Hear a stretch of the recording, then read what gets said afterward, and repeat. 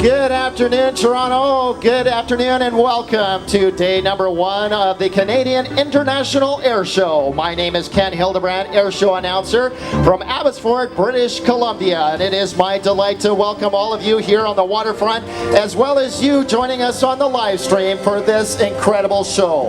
And boy, do we have a great airshow lined up for you. Coming up is our official opening ceremonies, and then we're going to welcome to the skies your Royal Canadian Air Force CF-18 Hornet. We've got the Northern Stars. We've got Kyle Fowler in the Long Easy. We've got the Griffin SAR demonstration. Gord Price, Brent Handy in the Pitts S2. We've got the CT-155 Hawk. We've got a P-51 Mustang. We've got the 150 Polaris, as well as the United States Air Force F-35 demonstration team. Toronto, I have one question and one question for you only. Are you ready for an air show? Come on, Ontario, I think you can do better than that. Are you ready for an air show? Then let's go to the skies right now. You can see that the Skyhawks have already exited that beautiful C-130J Hercules. And right now, I'd like to ask that you please rise, remove your hats, and in honor and welcome to our friends south of the border, here it is, the Star Spangled Banner.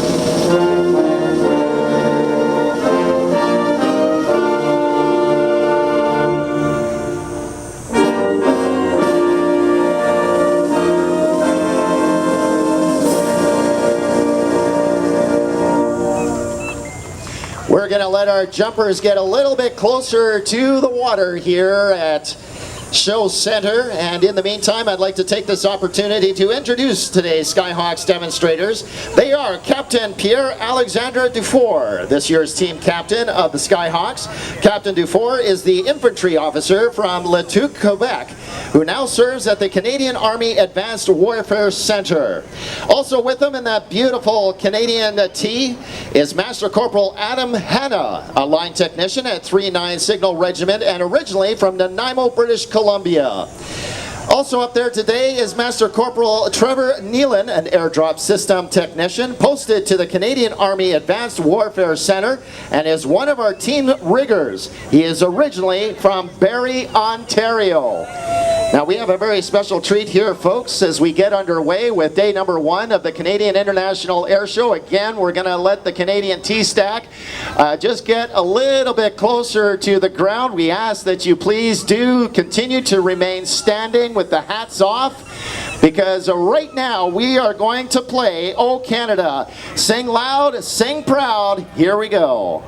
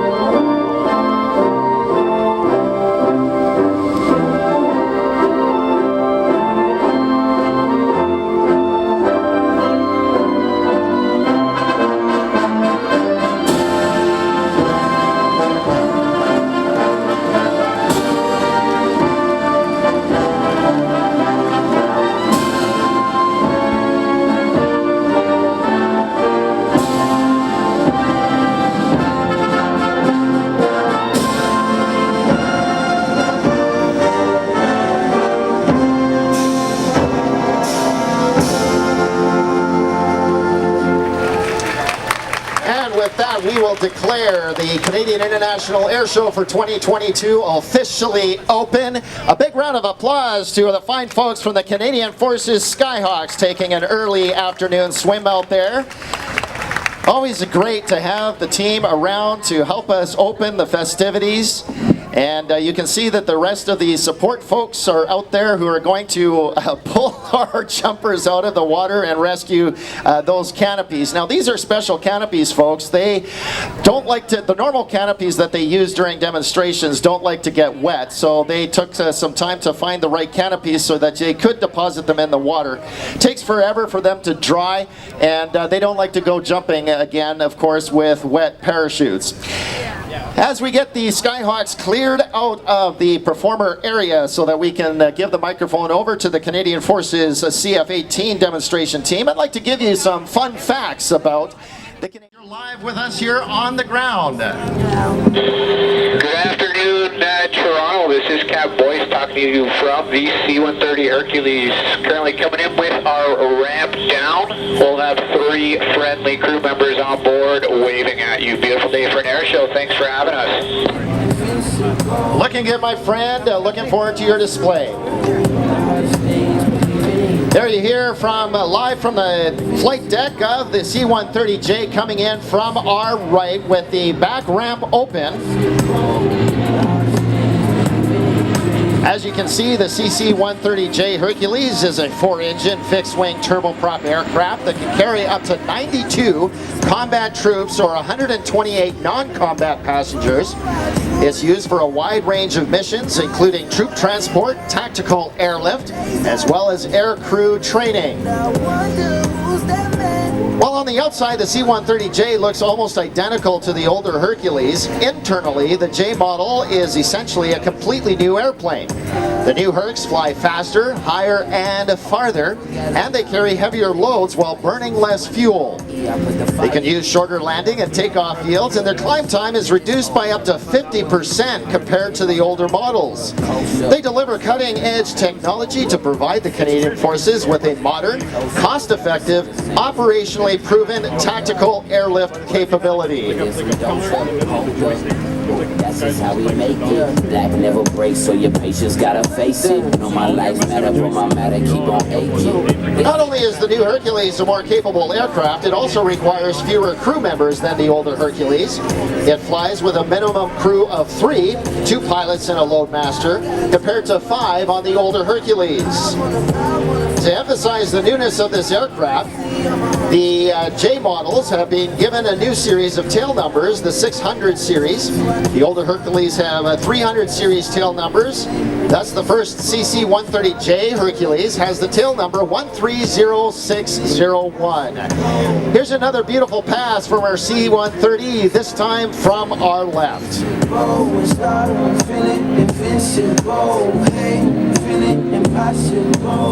The hardest thing is believing in your dreams.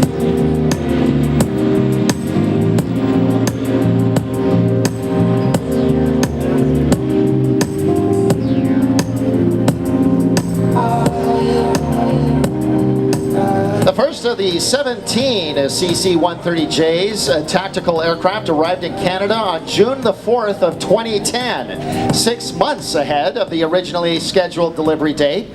The next 4 aircraft were delivered in 2010, while the final one was to be delivered by 2012 in accordance with the contract.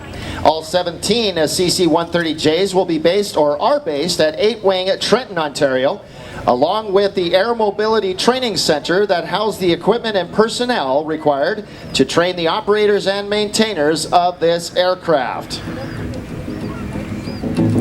Skies inside of me light, outside of you time will never see make without of you. Give you an idea of the size of this airplane, it is over 34 meters long and has a wingspan of over 40 meters. It's powered by 4 Rolls-Royce engines that generate 4,500 shaft horsepower that spin 6-bladed propellers.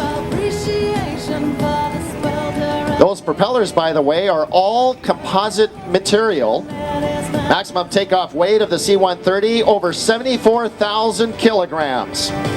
Has a maximum cruise speed of 660 kilometers an hour and a maximum range without auxiliary fuel tanks of 3,700 nautical miles. If you do the conversion, that works out to just shy of 7,000 kilometers.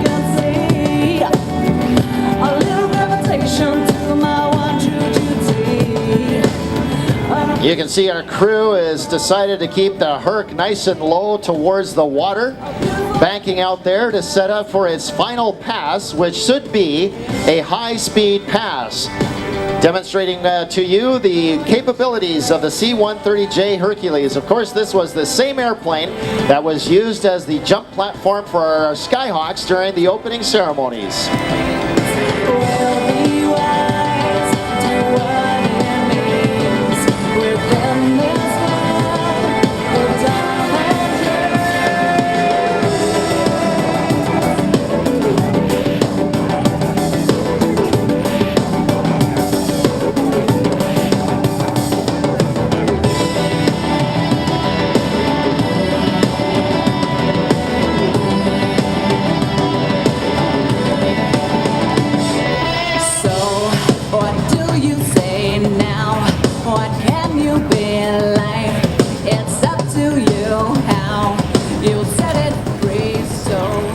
Here it comes, folks, from our right, the high-speed pass in the C-130J Hercules.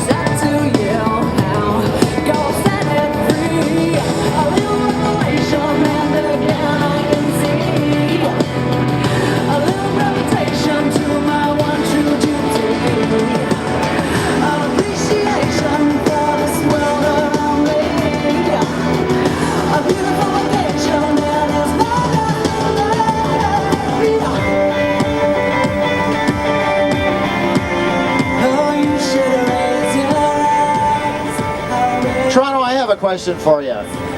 Would you like to see another pass of the C-130J? Give us a big round of applause if you'd like to see that one more time. All right, your wishes are command. We're going to circle around that big herky bird, and they're going to do one more pass for us. So if you haven't got video or a photo of it yet, here's your chance.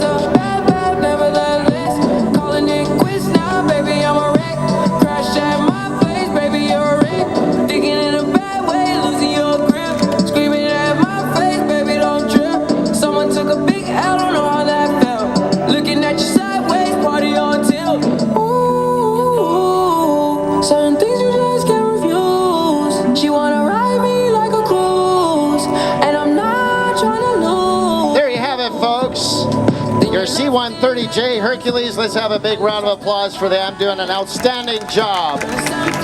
acting both as a performer as well as our jump platform for the Canadian Forces Skyhawks. Unless I stuck by you.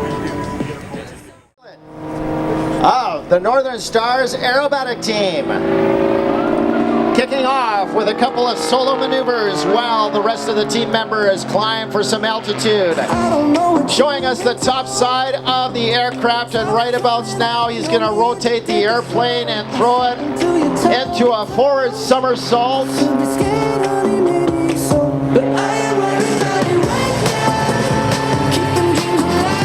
All three Northern Stars are Royal Canadian Air Force veterans and have amassed over 19,000 hours of combined flight time. 2 have flown tours with the Canadian Forces Snowbirds. 1 has overcome great personal adversity to be where he is today. All are veteran airshow performers. As I mentioned, our lead pilot is Brent Handy. On his right wing will be Todd Farrell, and on his left wing will be Greg Hume Powell. Snap rolling on that 45-degree downline. That half Cuban 8 turnaround allows Brent to build a whole bunch of energy to perform his next maneuver, which he's gonna do the centrifuge over the nose using the torque and the energy of the engine to flip that beautiful pit special through the sky.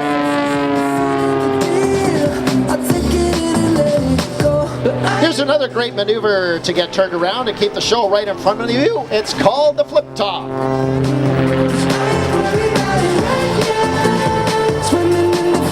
Now trading that altitude for airspeed. Let's see what Brent is going to do next. He always likes to keep me guessing. I think he's going to do the avalanche loop. It's a loop with a couple of snap rolls thrown in for kicks and giggles right there at the top. Brent is a serving member of the Royal Canadian Air Force and began performing in air shows in 2012 as a posing solo with the Canadian Forces Snowbirds.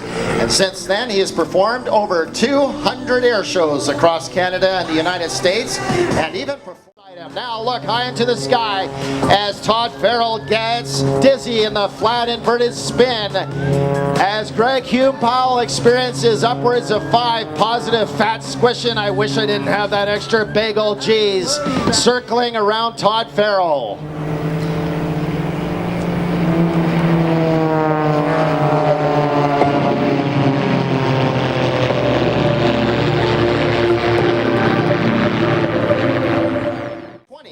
For a major Canadian airline. Watch now as the team enters from the left to perform the Vic formation loop and quarter loop.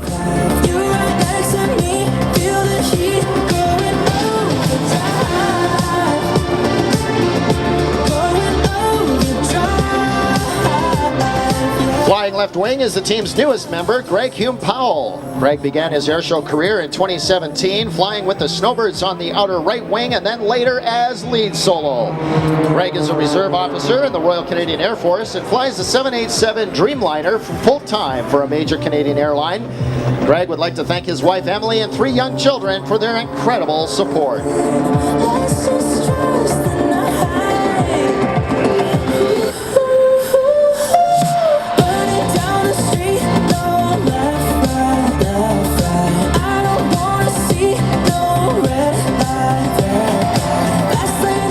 Get your cameras ready as the team performs the Vic bottom side pass.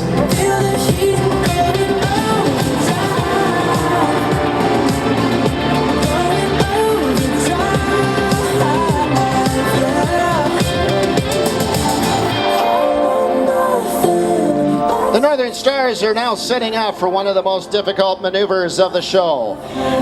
Watch closely as they come around. Brent Handy in the lead will roll his pit special upside down and then lead the team through a 90-degree turn.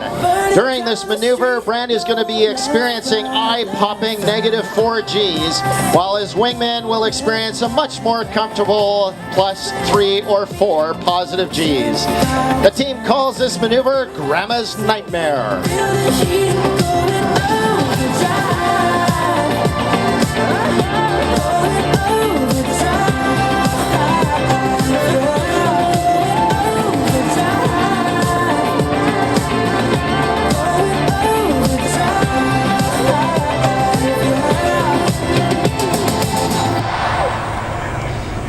Follow the team as they turn around and Todd takes over the lead. Right there you see Brent rolling upright. In just a second, Todd is going to slip into the lead position. The role of the lead pilot is to fly each maneuver as smoothly and predictably as possible while the wingmen stay in formation using reference points on lead's aircraft. What you're seeing today is pure stick and rudder flying, folks. No computers or autopilot are being used, and it takes a lot of experience and hours to practice to get things right. You'll want to get your cameras ready again as the team flies another signature maneuver called the corkscrew. The smoke comes on. Now watch team lead Todd rolls upside down while Brent and Greg roll around the smoke trail produced by Todd's airplane.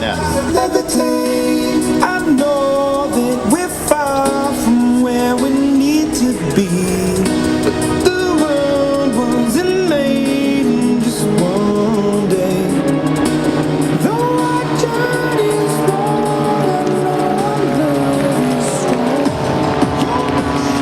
The Northern Stars fly the famous Pitts Special.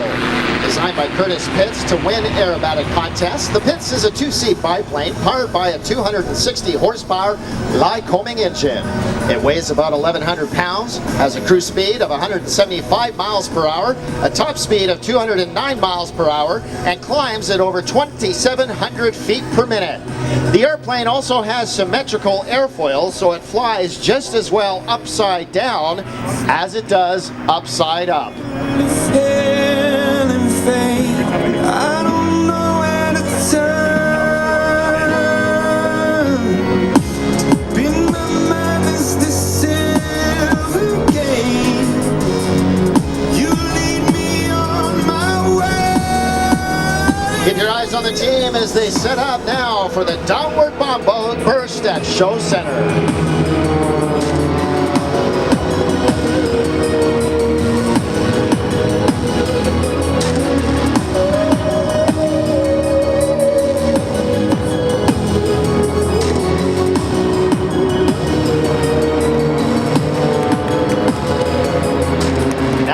Left and right as Greg and Todd perform half Cuban eights. Using this maneuver to reverse directions and pick up airspeed, they'll head straight for each other at a closing airspeed of 400 miles per hour. Watch for the crash at Show Center.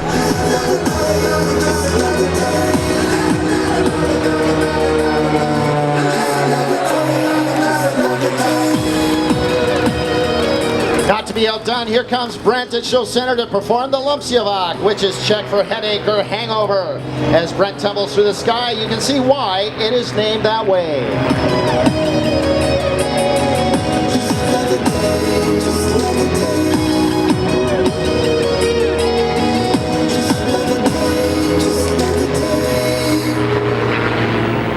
As the Northern Stars set up for their next maneuver, they would like to thank their sponsors, including Aero Recep, Canada's largest piston engine and accessory overhaul facility, specializing in engines and accessories, engine parts, and oil coolers. They'd also like to thank Canadian Propeller, Western Canada's only Hartzell propeller factory-approved repair station, as well as McSizzle Aero, maintainers of float planes, aerobatic and race aircraft, and everything in between. They'd also like to thank Mid-Canada Mod Center, Canada's premier independent avionics integrator and support center. Now folks, coming in from our right will be another Northern Stars signature maneuver. It is called the Formation Triple Hammerhead. Keep moving. I'll take it in, but don't look down. 'Cause I'm on top of the world. Hey. I'm on top of the world. Hey. Waiting on this for a while now. Paying my dues to the dirt. I've been working this hard. Hey. Been holding it in for a while. Hey. Take me with me if I can. Been dreaming of this since a child. I'm on top of the world. I've tried to cut these corners, try to take the easy way. I kept on falling short of something.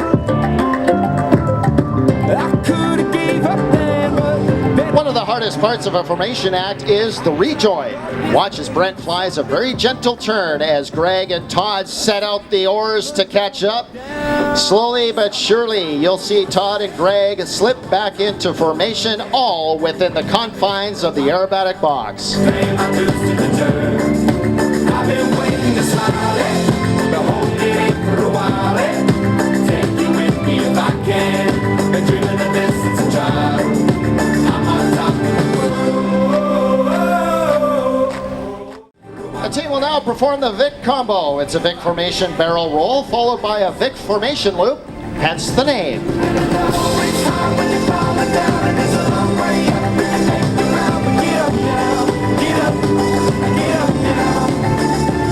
And it's always hard when you're falling. Inspiration is at the heart of the Northern Stars Aero Team performance. Several years ago, Todd was in the battle of his life fighting stage 4 cancer. His doctor said he would never return to flying high-performance aircraft. But emerging victorious, Todd is back in the cockpit and flying air shows, proving that anything is possible no matter what the odds. Through his flying, he hopes you are inspired to achieve the unachievable.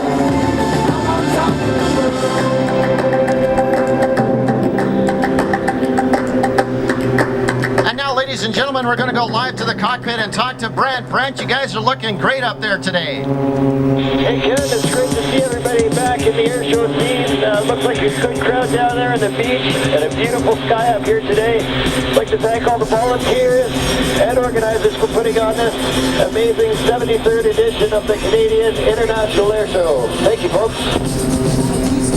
There you have it, folks. Brent talking to us live from the cockpit of Northern Stars #1. The team is now approaching from the left to perform for us the Echelon Pass. This will be the first of 2 chances to get great photos and videos of the team.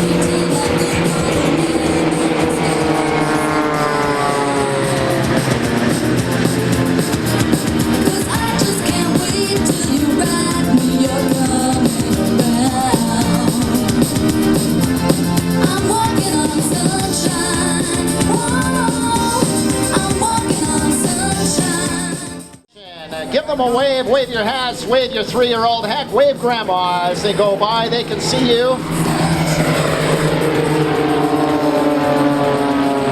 All right, put grandma down. Brandon, Todd, and Greg would like to thank all of you for coming out to the air show today and for being such an outstanding audience. They really, really enjoyed performing for you. So let's give them a big round of applause, the Northern Stars Aero Team.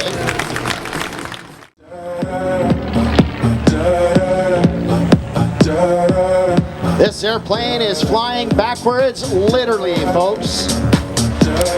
Though not capable of aggressive aerobatics, the Long Easy more than makes up for it with its unique style. Designed by Bert Rutan, the Delta Wing Canard is highly efficient with an impressive range of 1,000 nautical miles and a cruise speed of 175 knots or 201 miles per hour.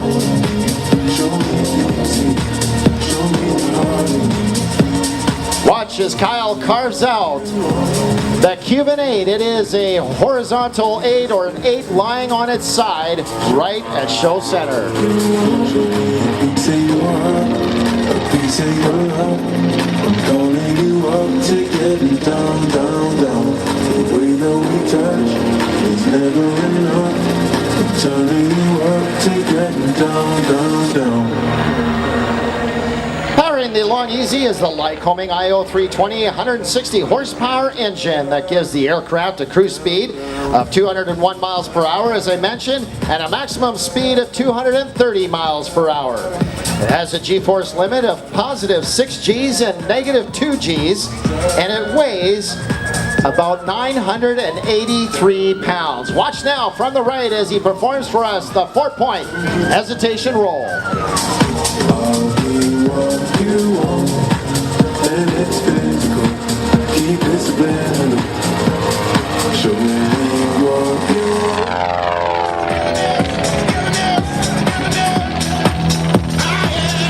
This half Cuban 8 gets Kyle turned around, keeps the show right in front of us, and allows him to pick up airspeed to perform this next maneuver, which is called the 1,000-foot loop. By the time he goes over the top, he'll be 1,000 feet above the water.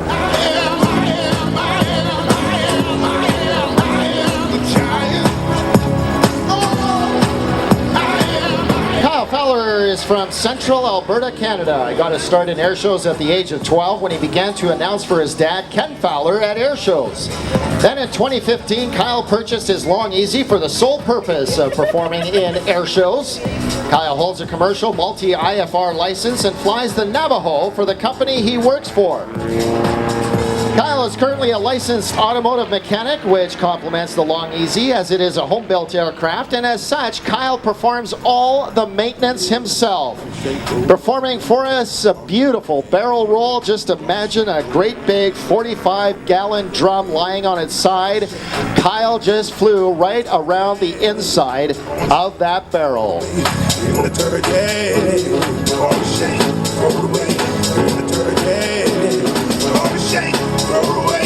You saw the Cuban 8.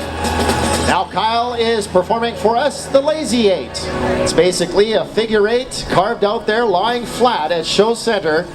And Kyle likes to throw in a couple of extra maneuvers as he performs this incredible Lazy 8. As a family man, Kyle is supported by his girlfriend Miranda and 4 kids, Bentley, Tucker, Evia, and Elijah. You don't even know. I can make your hands clap. Said I can make your hands clap. Somebody sing your song 'cause you've been singing in the city. I know too many troubles. All these lovers got you losing control. And now we're going to go live to the cockpit and talk to Kyle. Kyle, looking good up there, my friend. Hey, Ken, how's it going today? We are doing fantastic. How are you? Oh, of course I'm doing great. Look at this beautiful day for an air show. Hey, Ken, I heard that we're live streaming this. We are indeed, my friend, and I see that you're wing waggling out there. That's your way of waving to us here on the ground and waving to everybody on the live stream. And since we're live streaming, I'm going to take a quick second to say hello to my beautiful girlfriend, Miranda. I know she's watching this live, and I love you. I just got a text message from her, and she is blushing on all cheeks.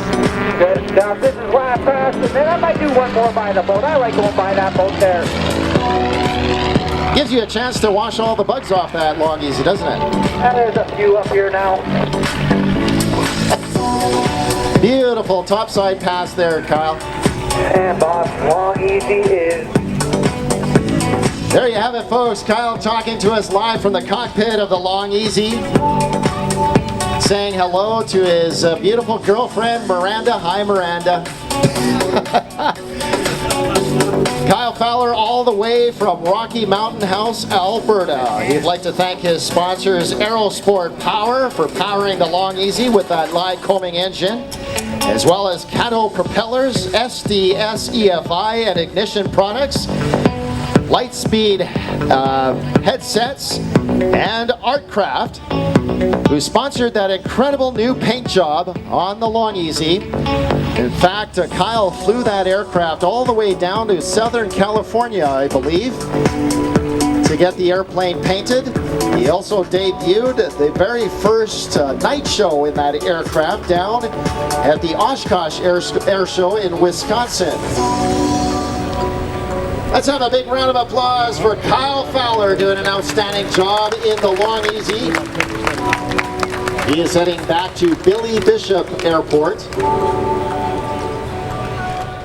Would you get my back? Would you take my call? Would you start to crack? Would you rescue me? Would you rescue me? 424 Squadron Griffin helicopters, along with CC-130 Hercules aircraft, provide search and rescue services to Canadians day and night, 24 hours a day, 365 days a year. 424 Squadron responds to hundreds of calls for assistance every year.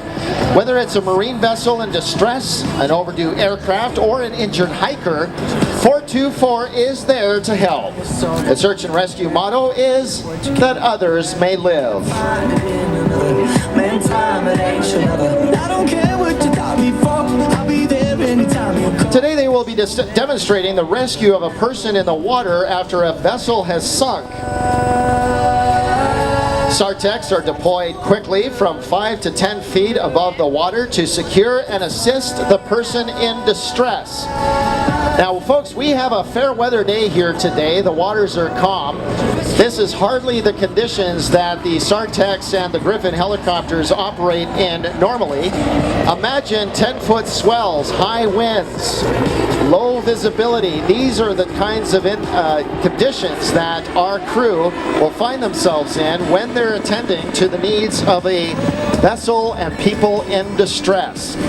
They're going to bring that helicopter to a hover right here at Show Center, and in just a moment or two you're going to see one of those SARTECs being hoisted down into the water to attend to our pretend scenario here of a vessel that has sunk just off the coast. Would you rescue me? What about myself? When I need your love, if I need your help, would you rescue me?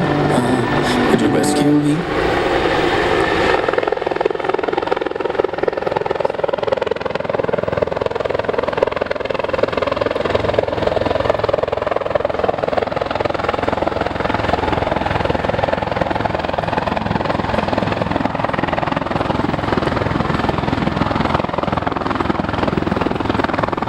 Our Griffin crew today consists of the aircraft commander, Captain Graham Cook. He is a 20-year veteran of the forces. Captain Cook has flown search and rescue missions on both the Griffin helicopter as well as the CH-149 Cormorant helicopter, completing hundreds of rescues over the last 16 years. His first officer today is Captain Sue Ireson. Captain Ireson has been with the Canadian Armed Forces for 15 years, beginning her career flying the CH-146 Griffin helicopter in the tactical role with 4A8 Squadron in Edmonton, Alberta in 2012. She joined 424 Squadron in 2019 to become a search and rescue pilot. Now you can see that the helicopter is now departing the scene. That allows our diver, who just exited the aircraft, to tend to the folks on the sunken vessel or who are finding themselves stuck in the water. They depart the helicopter so that the SARTEC can communicate with our victims. And in just a few moments, once they have our victims stabilized, they'll call in the Griffin helicopter one more time to hoist both the diver and the people on the vessel to safety. Our search and rescue technician master today is Master Corporal Troy Oliver. He served with the Canadian Armed Forces for 12 years, previously as a medical technician in Petawawa. After graduating from the Search and Rescue Training and Selection course, he was posted to 424 Squadron, and he's now qualified Search and Rescue Technician on both the CC-130 Hercules as well as the CH-146 Griffin. Our SARTEC in the water just puffing smoke right now so that the helicopter and the crew on board can spot him quickly is Master Corporal Carl Pilot. Master Corporal Pilot joined the Canadian Armed Forces in 2008 as an infantryman with the Royal 22nd Regiment. In 2016 he applied for SARTEC, and after graduating with the course has been operating out of 424 Squadron Trenton. He's now the team leader on the Hercules aircraft as well as the Griffin helicopter.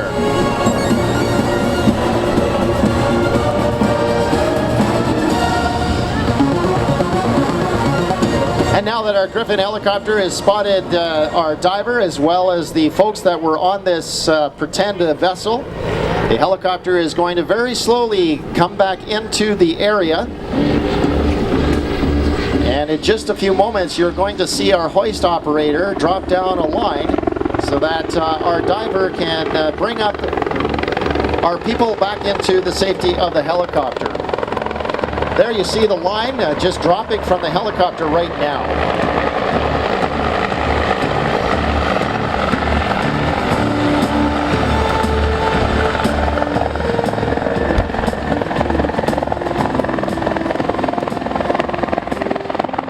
In addition to search and rescue missions, the Griffin helicopter is also used for surveillance and reconnaissance. Army training, casualty evacuation, as well as counter-drug operations.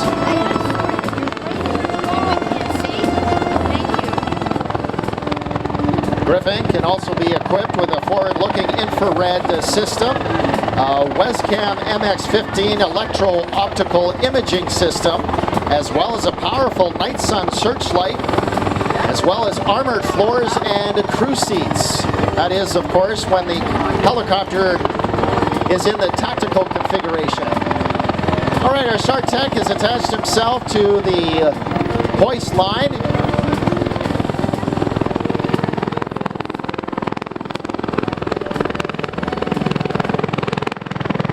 And very shortly now, he's going to be hoisted back into the helicopter.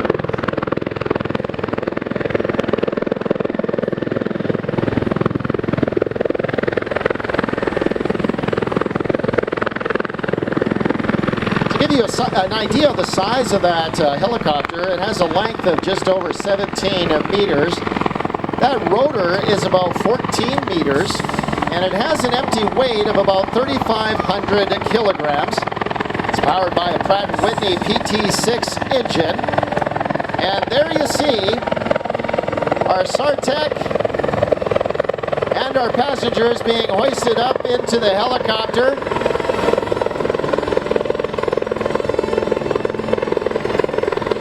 That rotor acts like a great big blow dryer. I'm sure that our Sartec is going to be dry by the time they get back into the helicopter.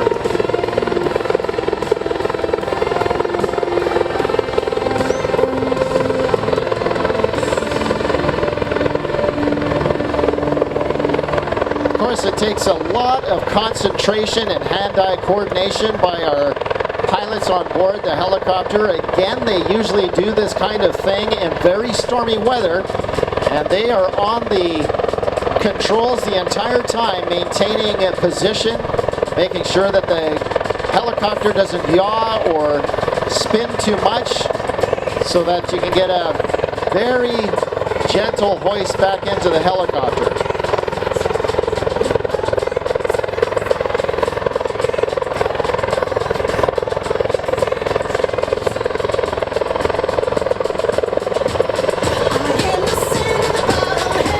As our Griffin helicopter turns towards us, give them a wave and give them a big round of applause for doing such a great job demonstrating the search and rescue capabilities of your Royal Canadian Air Force Griffin helicopter.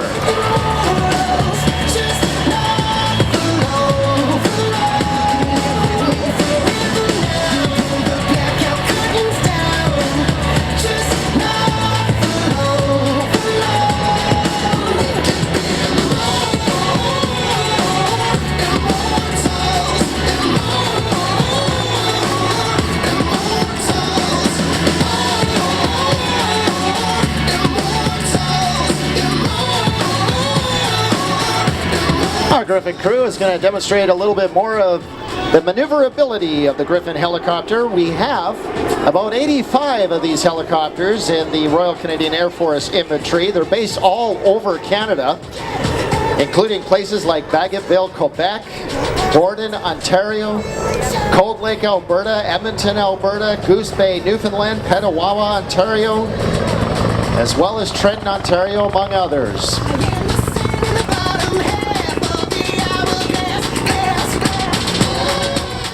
Hover, face the helicopter towards us.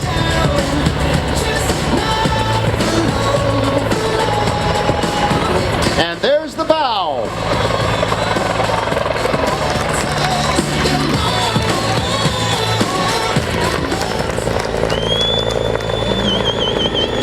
And now that our victims are safely aboard the helicopter and off to safety, it is time to dance in the streets.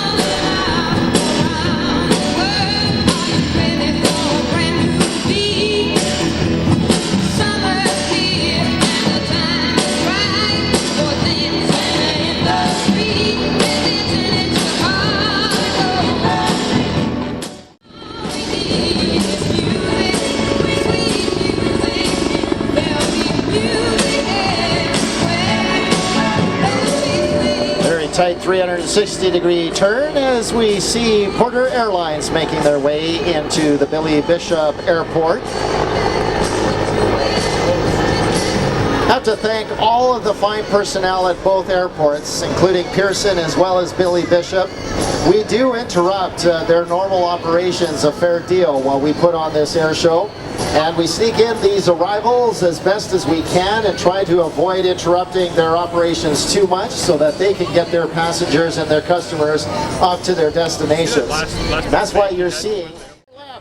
Please say hello to Gordon Price in the Yak 50 pulling up into the sky. Keep your eyes on the airplane as he snap rolls the airplane on that vertical line. See that beautiful smoke trail in the sky. This is Corvus oil or Tellus 10 being injected into the exhaust of the aircraft. It has a high flash point and it just sort of smolders in the heat of the exhaust so that those smoke trails are produced so we can follow the aerobatics through the sky. It's also a bit of a safety mechanism as well, especially for teams like the Northern Aero Stars or the Northern Stars Aero Team. Helps pilots pick up each other in the sky once they've been split up from formation. Okay, Gord Price pulls hard on the stick. Up into the sky he goes, holding that vertical line, and right about here he's going to pull over the top. He'll hold it right there in the Immelman maneuver, invented way back in World War I by Immelman.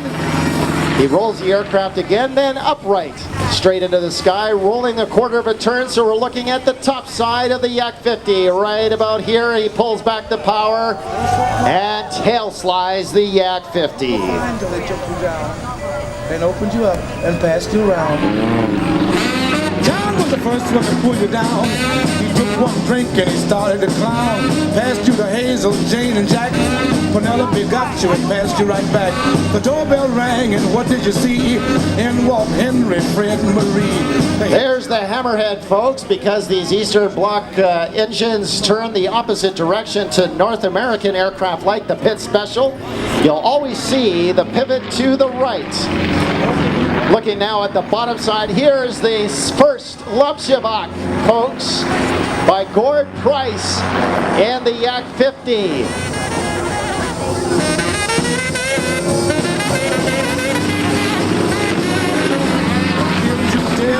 Another, they reached on the shelf and grabbed your... Gord's life in the air is as good as it gets. His flying started in an Aranca Champ in the summer of 1958 in Oshawa, Ontario.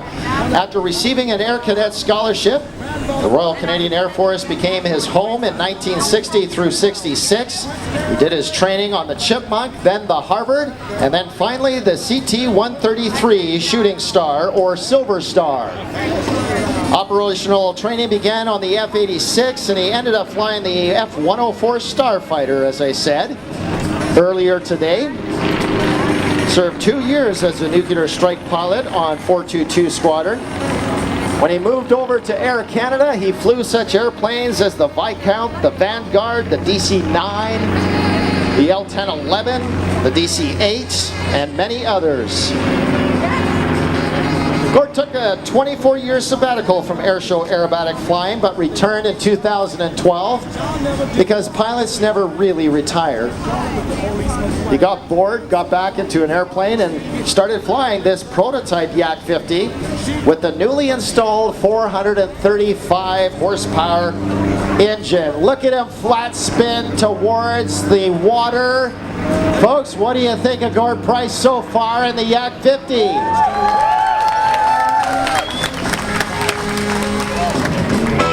I'm drinking bourbon, I'm drinking scotch, I'm drinking beer. Matter of fact, Gord Price was the first North American to fly the Yak 50. Man, come down here. So what you want?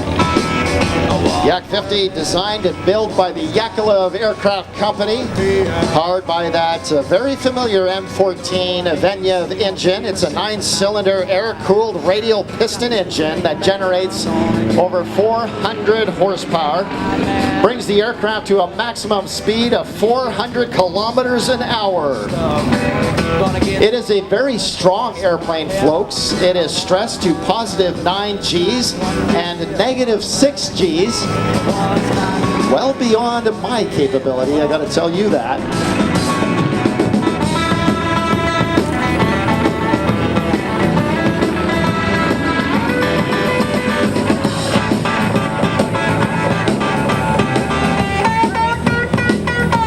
Pulling up to our right, rolling the Yak 50, demonstrating the incredible roll rate in a full 360-degree vertical roll. Pulls over the top. Now snap rolling the airplane on that down line. He lines up with the show line. He's going to use all that altitude and convert it into airspeed for his next maneuver right here at Show Center.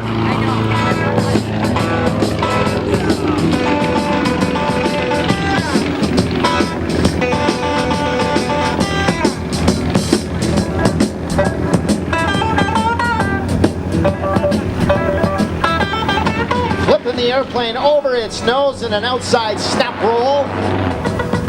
Pulls back the power so the heavy end points down. And I believe, folks, this next maneuver is going to be the second of 3 Lumsavox.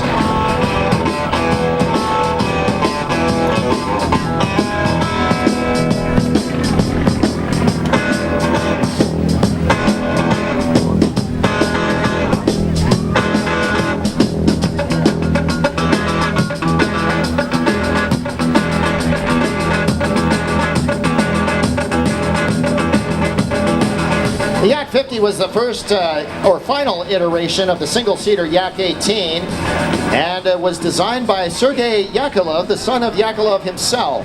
The Yak 50 was an outstanding success, and at the 1976 World Aerobatic Championships took first, second, and third in the men's championships, first to fifth in the women's, as well as taking overall men's and women's team prizes. We now estimate that there are approximately 66 Yak 50s left in the world. You're looking at one of 2 currently flying in Canada. The other one, as Gord slips back down through his own smoke in another beautifully executed tail slide. The other Yak 50 lives on the west coast in Abbotsford, British Columbia.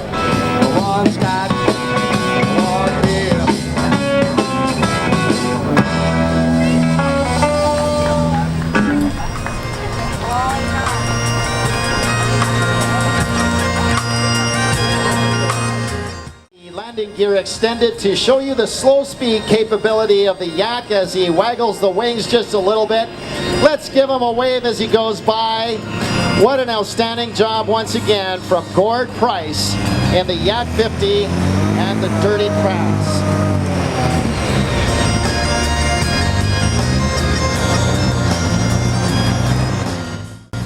RCT 155 Hawk.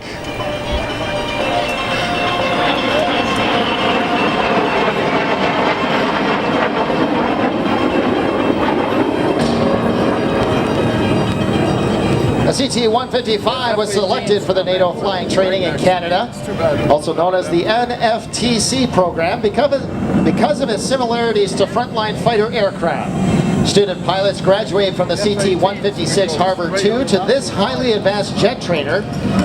Its Rolls-Royce turbofan engine generates more than 6,000 pounds of thrust and powers the jet to supersonic speeds. The Hawk's sophisticated glass cockpit features a heads-up display, hands-on throttle and stick controls, as well as integrated navigation and targeting systems. With its superior technology, the jet can perform a wide range of high-performance training missions.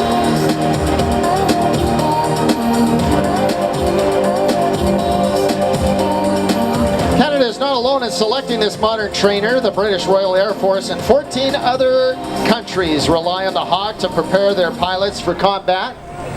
There he is, right at Show Center, giving you a bottom side pass.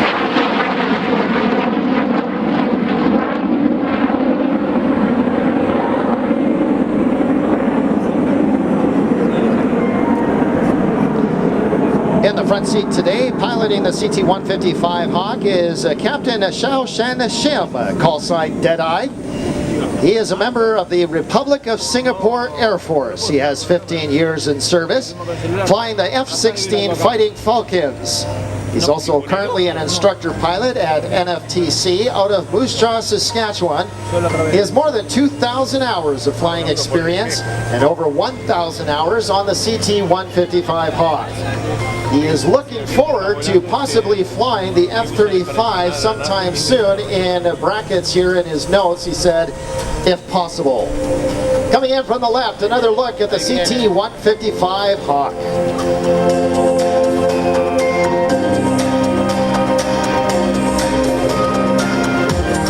Looks like to me he's deployed the landing gear and extended the flaps to give us what we call the dirty pass. We call it this because there's so much drag out there in the wind. And he's going to bring that Hawk down to probably a slowest speed that it can do and still remain flying. The slow speed pass by the CT-155 Hawk.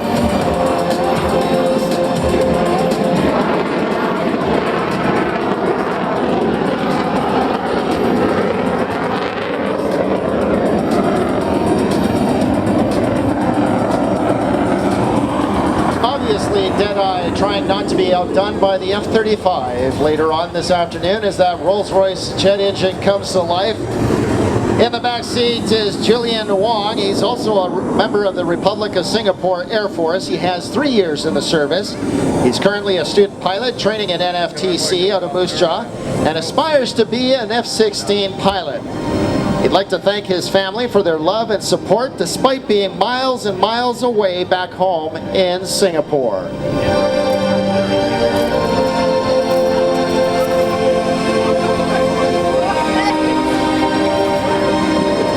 NFTC students train on the Hawk during the program's final stage. Once they've logged 125 flight hours, Canada's student fighter pilots are ready to join 410 Squadron, the operation training unit which flies the CF-18 Hornet. Of course, the NFTC also trains foreign pilots and prepare them for flying other fighter jets like the F-16 Viper that we talked to you about just a few moments ago. Another high-speed pass from our right this time.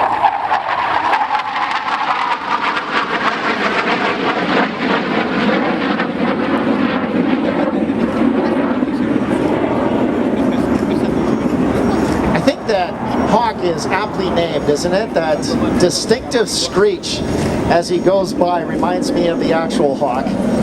Unique sound, that aircraft. Give you an idea of the size of the airplane. It's over 12 meters long, wingspan of just over 9 meters. It weighs empty about 4,300 kilograms. If you're wondering what that means, that's basically the weight of the aircraft itself without the pilots inside or the oil or fuel or anything else that you might be packing onto the Hawk. Has a maximum speed of Mach 1.2. One more time, folks, this time from our left, the Royal Canadian Air Force CT-155 Hawk.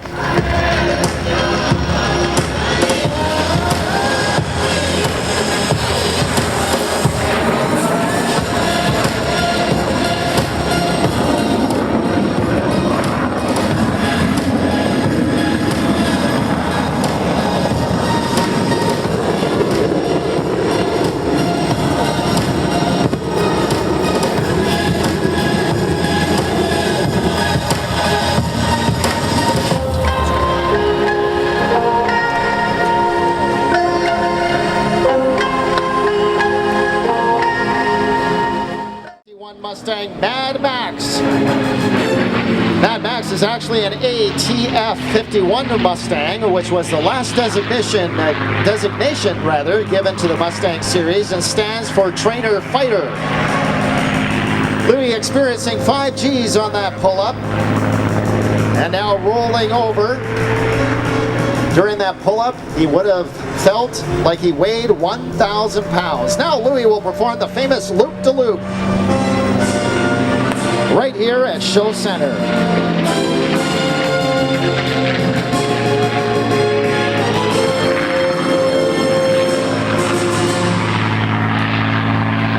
As Louis completes the loop, he'll once again take the Mustang into the vertical for the Cuban 8.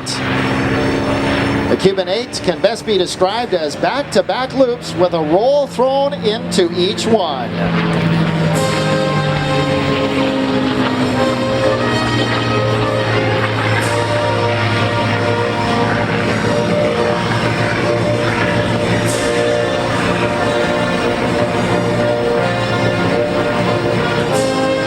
The engine that is in the P-51 Mustang is the famous Rolls-Royce Merlin engine. It is a 1,650 cubic inch 12-cylinder inline power plant that produces over 1,600 horsepower. These engines were produced by the Packard Car Company. The Mustangs were designed to be in a fighter escort that could stay with the bombers deep into enemy territory, which at that time was taking very heavy losses each day. The bomber crews actually nicknamed the Mustangs the Little Friends.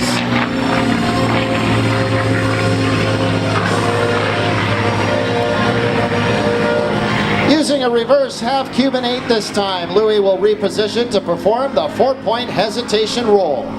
This type of maneuver shows the beauty of the Mustang from many angles, while also showing how smooth and graceful it really is.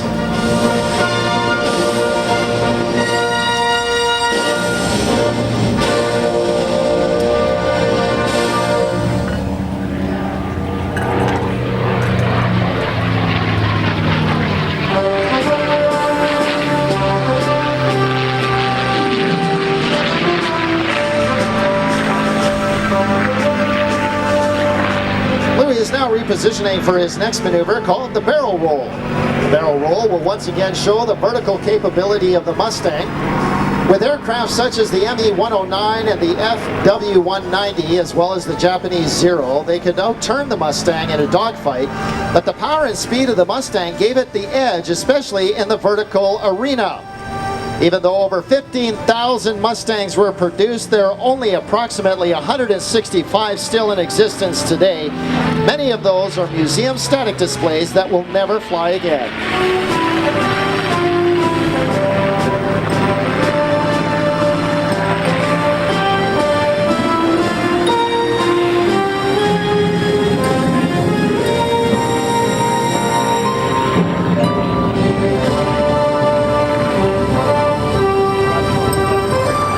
As Louis comes in for his 8-point roll, his next maneuver, let me tell you a little bit more about the pilot. Louis Horschel was born in Western New York, raised in Springville. Louis is proud to call this his home. Louis' dad, a World War II veteran who worked on Mustangs in Europe, came home from the war and carved out a landing strip on their farm. Louis soloed there decades ago and formed a lifelong love of flying. Louis has flown World War II fighters, the Mustang and Corsair, for almost 1,000 hours.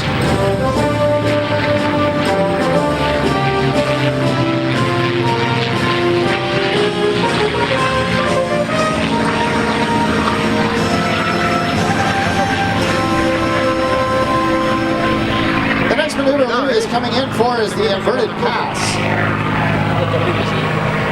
And due to the oil pressure, the airplane can only be inverted for 10 seconds. Louis says the Mustang is a thoroughbred. You strap it on more than you just climb in it. It is truly like that spirited colt, just waiting to get out and play.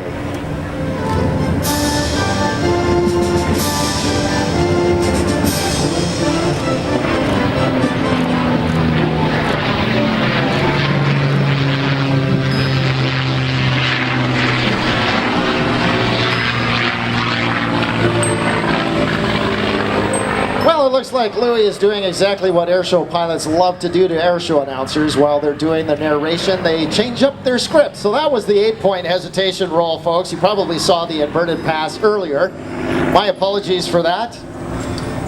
If he is following his script, though, you should get a couple more passes here, giving you a great look at the P-51 Mustang. So make sure that you have your cameras and video cameras ready. Coming in from the right, Louis Horschel in the P-51 Mustang.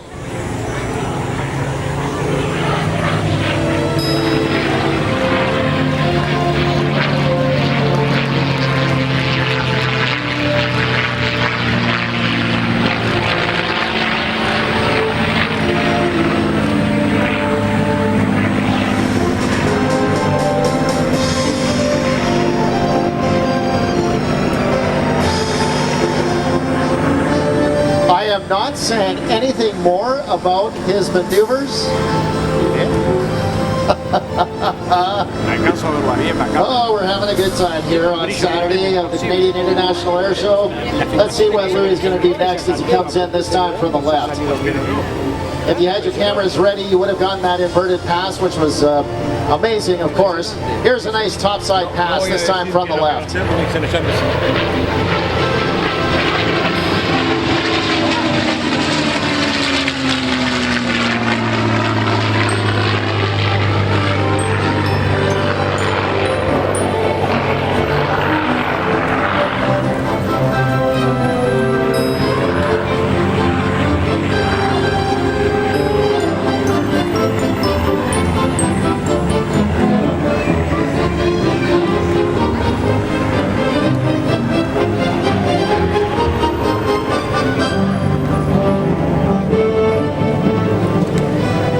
Louis asked me to invite each and every one of you to come and see him fly Mad Max at the Geneseo Air Show in 3 weeks. A fantastic event with the ability to walk around the airplanes close up and personal.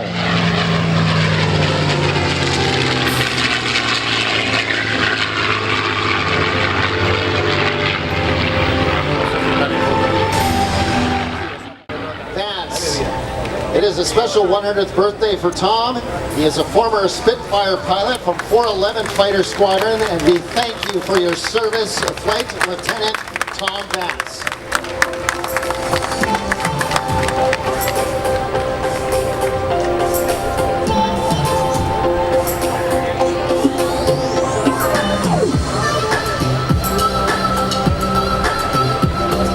All right, folks, you want to go and look to your left as we bring in this one fly past of the CC-150 Polaris out of Trenton, Ontario. It is operated by 437 Transport Squadron. This is our multi-purpose long-range aircraft used for military passenger freight and medical transport. The Polaris transports government officials and foreign dignitaries, including the Prime Minister, Governor General, and members of the royal family. Joining us from the flight deck is Captain Tyler Heckley and Captain Kieran Farlett. The members of 437 Squadron are proud of their motto, Omnia Pacem, which means anything, anywhere, and commit themselves to perpetuating their outstanding record of achievement.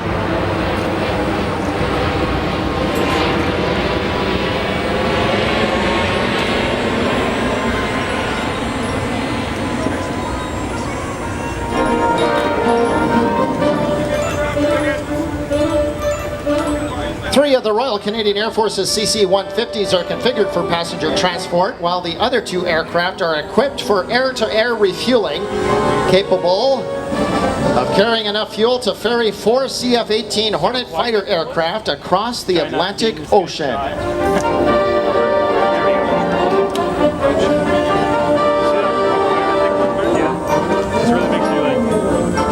It's powered by 2 GE turbofan engines. Gives it a normal cruise of just shy, or Mach 0.8, I should say, 990 kilometers an hour. Can carry up to 194 passengers. We have 5 of these in the Royal Canadian Air Force inventory. And they're all based at 8 Wing, Trenton, Ontario.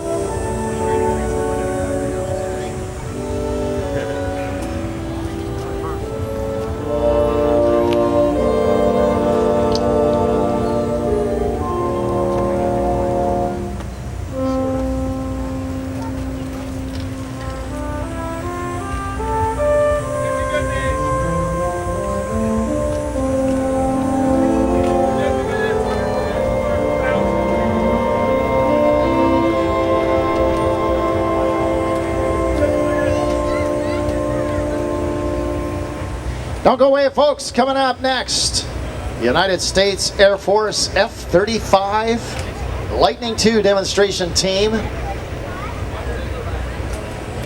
This will be a good opportunity right now before we bring on this jet to put in your hearing protection.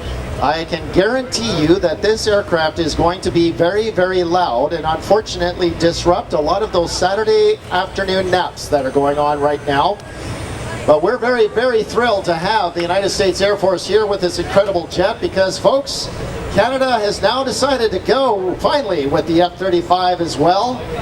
And we look forward to seeing this aircraft in Canadian colors very, very soon. Demonstration team. Thanks, Ken. Good afternoon, ladies and gentlemen, and on behalf of the United States Air Force, the Commander of Air Combat Command, General Mark Kelly, and all the men and women of the Air Combat Command, we welcome you once again to the Canadian International Air Show. I am the F-35 Demonstration Team Chief, Technical Sergeant Haley Marshall from Lawrenceburg, Kentucky. I am joined today by our Team Superintendent, Master Sergeant Jonathan Whalen from North Myrtle Beach, South Carolina, as well as our Team Safety Observer and Combat-Ready F-35 pilot, Captain Matt Strangle-Frassi. Captain Frassi is a combat fighter pilot with more than 1,200 hours in a fighter aircraft and hails from Pensacola, Florida. As a member of the 388th Fighter Wing, commanded by Colonel Craig Anderley, located at Hill Air Force Base in scenic northern Utah, it is my distinct pleasure to describe for you today a capability demonstration by the world's most technologically advanced fifth-generation fighter, the F-35A Lightning II. The team commander and pilot for today's flight is Major Kristen Bale Wolf. Growing up in a military family, Major Wolf hails from all across America. She is a veteran combat fighter pilot with more than 1,300 hours in a fighter jet aircraft. The F-35 you are about to see is a supersonic, 9G capable, multi-role aircraft that combines cutting-edge stealth with the most advanced avionics system of any fighter aircraft in history. The F-35 gives the United States Air Force the power to dominate the skies, anytime, anywhere.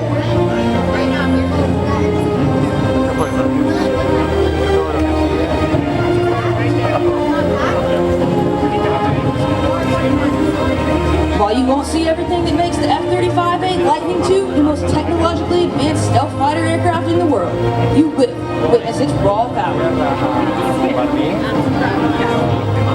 And now, the moment you've all been waiting for.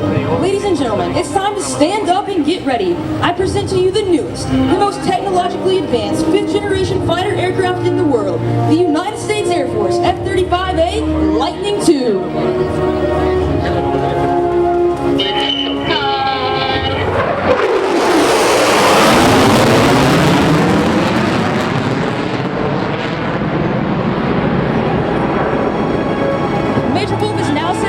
First aerobatic maneuver. Coming in from your right, Major Wolf will execute a half-Cuban 8 at a stunning 50 degrees angle of attack. This is a first-of-a-kind maneuver unique to the F-35 demo team.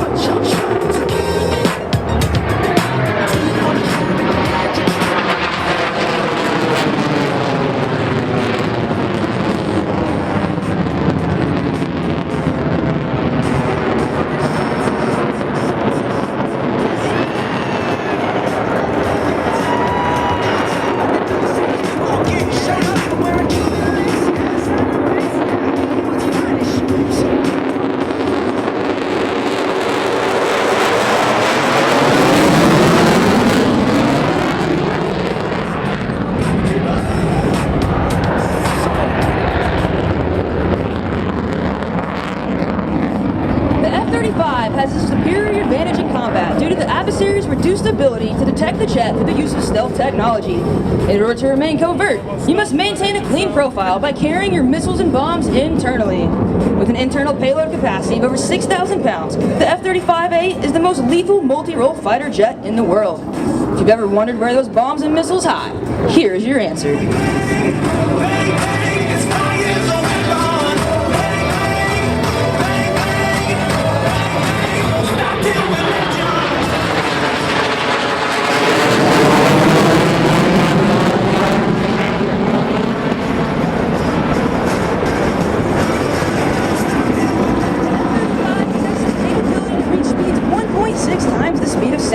Which equates to nearly 1,200 miles per hour.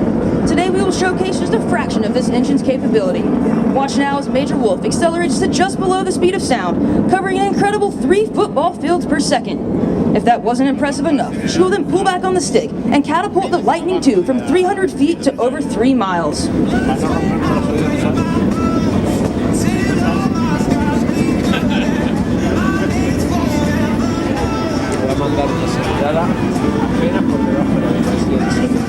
Ladies and gentlemen, prepare for Freedom's Thunder on the high-speed pass. That was it.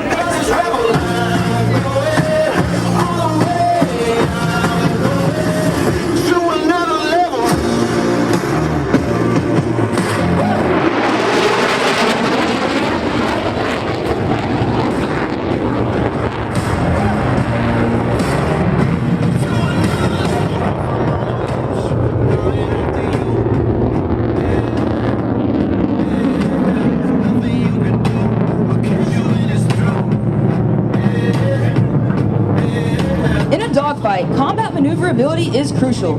The Lightning II's advanced flight controls, combined with its powerful engine, give the F-35 an impressive 1,500-foot turn radius. As Major Wolf approaches show center, she will light the afterburner and bank sharply, pressing her into the seat with up to 9 Gs, or 9 times the force of gravity. After completing the turn, the F-35 will power straight up into the vertical, and then quickly change directions, flipping end over end, a maneuver we like to call the lightning loop.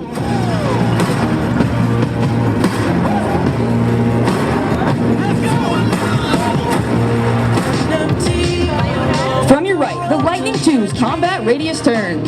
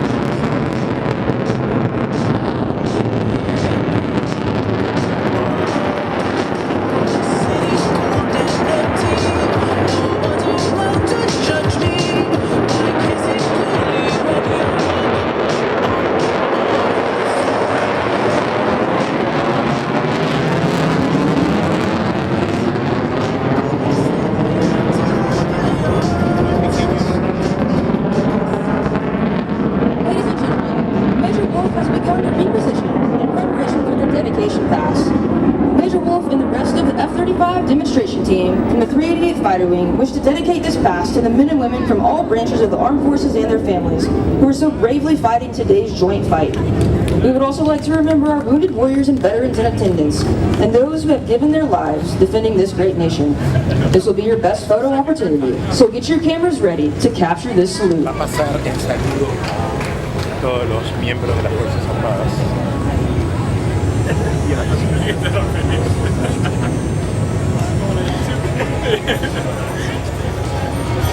Más vale que lo filmes bien, porque estoy atrás del agujero que no puedo ver. Rafa, no te jodiendo.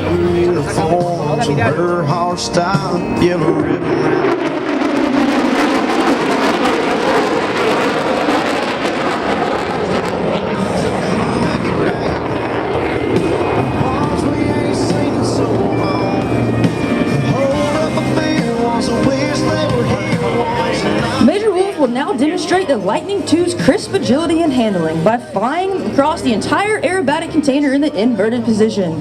Coming in from your right, Major Wolf performing the inverted pass.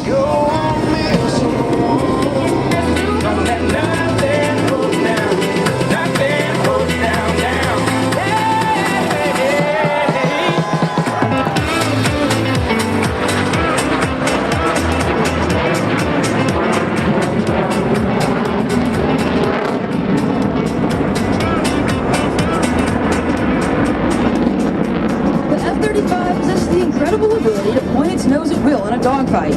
Watch closely as the jet climbs more than a mile into the vertical and completes the lightning loop. And then while under complete control and without thrust vectoring, Major Wolf will execute a full 360-degree flat turn.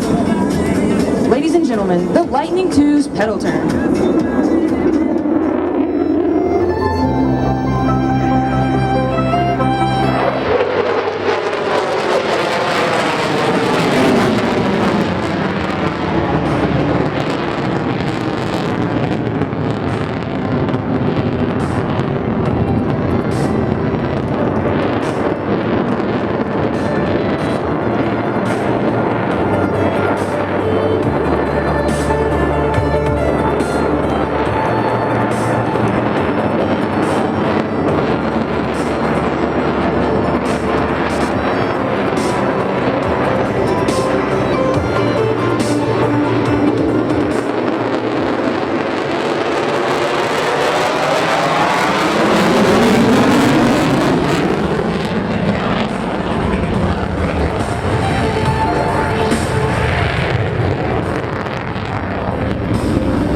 Now, as Major Wolf flies across the aerobatic container and traces a square in the sky.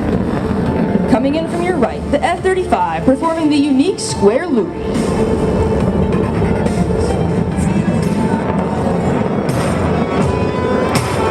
I can't stop till I'm good and done. I'm gonna push it harder.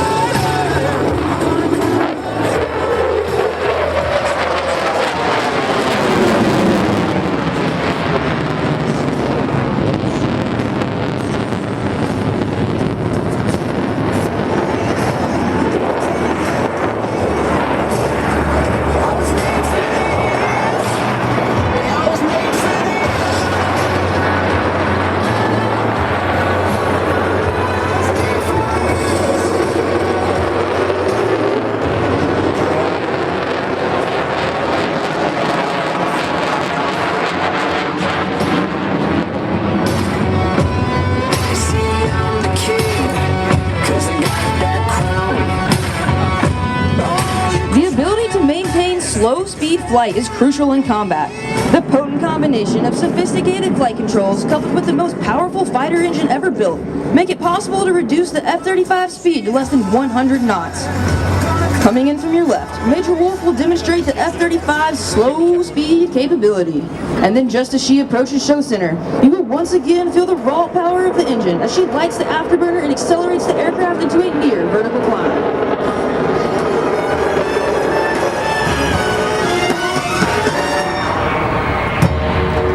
Fish in the sea, you know how I feel.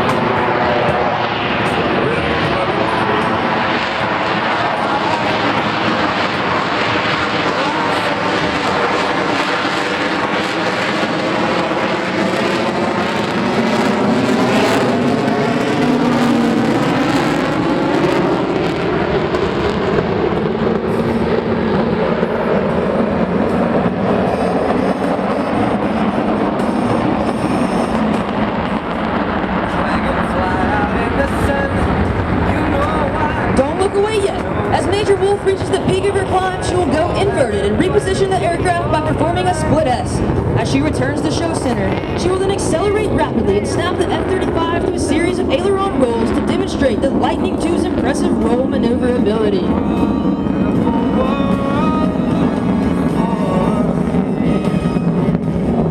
Dropping in from your right, Major Wolf executing opposing rolls.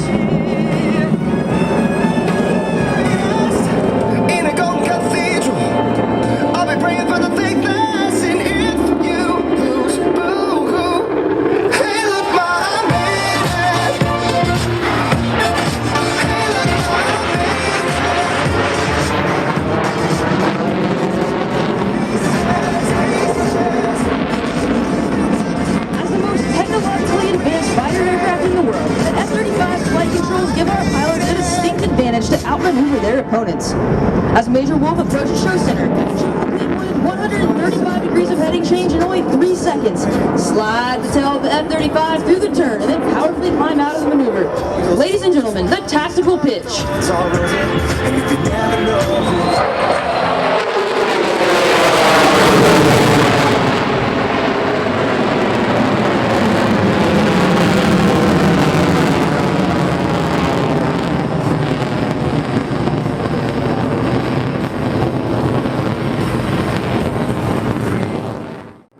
Ladies and gentlemen, let's check in with Major Wolf from the cockpit of that beautiful F-35. Fighting 1, how do you read? How's it going, Toronto? This is Agent Crystal Mail from the cockpit of the F-35 right here. Hope you guys enjoyed the show and thanks for coming out this weekend. All right, it looks like we're going to be lucky enough to get one more high-speed pass from Major Wolf in the F-35. Uno más.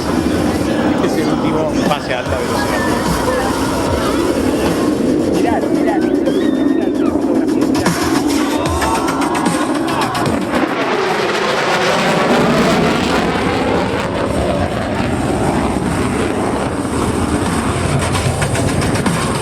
Ladies and gentlemen, we hope you enjoyed today's brief display of only a fraction of the F-35's full combat capability. As Major Wolf exits the airspace, we would like to give a shout out to our expert maintenance team that made today's demonstration possible. Our F-35 dedicated crew chiefs, Staff Sergeant Matthew Spear from Gulfport, Mississippi. Staff Sergeant Thomas Bristol from Meridian, Idaho. Our avionics specialist, Staff Sergeant Matthew Cyrus from Pomona, California. Our weapons specialist, Staff Sergeant Joshua Peterson from Navarre, Florida. Our aircrew flight equipment specialist, Staff Sergeant Austin Noivong from Syracuse, Utah. And our team's public affairs advisor, Staff Sergeant Thomas Barley from Menifee, California. If you've enjoyed today's performance, make sure to like and follow us on Facebook and Instagram at F35 Demo and tag us in all your social media posts at hashtag F35 Demo. 2022 is bound to be an exciting year. The United States Air Force turns 75, Air Combat Command turns 30, and Heritage Flight turns 25. These milestones reflect a proud heritage, a tradition of honor, and a legacy of valor. Ladies and gentlemen, it has been our absolute pleasure to spend this beautiful Saturday with you here at the Canadian International Air Show. We look forward to seeing you again tomorrow, and Ken, it is back to you. Thank you very much, Haley. A big round of applause for the United States Air Force F-35 Lightning II. As I said, Saturday night time is officially over.